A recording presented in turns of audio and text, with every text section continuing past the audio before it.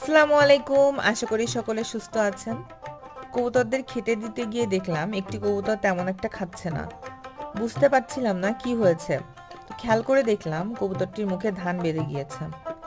তো এক্ষেত্রে অনেকেই কিন্তু আমরা কবুতর ধরে মুখ থেকে ধান ছাড়িয়ে দেই, কিন্তু জালালি কবুতরের ক্ষেত্রে এই জিনিসটা খুবই কঠিন। ওদের দিনের বেলাতে ধরতে যাওয়াটা খুবই একটা ব্যাড আইডিয়া, কারণ এরা একবার ভয় পেয়ে গেলে কিন্তু খাবার দাবার খায় না এবং রীতিমতো চেষ্টা করে পালিয়ে যাওয়ার।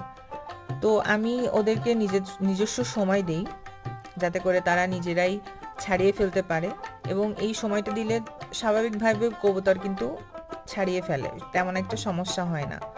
কিন্তু অনেক ক্ষেত্রে বেঁকে যায়, সেক্ষেত্রে আমাদেরকে সাহায্য করতে হয়। কিন্তু জালালি কবুতরের ক্ষেত্রে আমি চেষ্টা করি ওদের গায়ে কম হাত দেওয়ার। এই যে দেখুন, আলহামদুলিল্লাহ এখন ঠিকঠাক করে সে নিজেই ছাড়িয়ে ফেলেছে।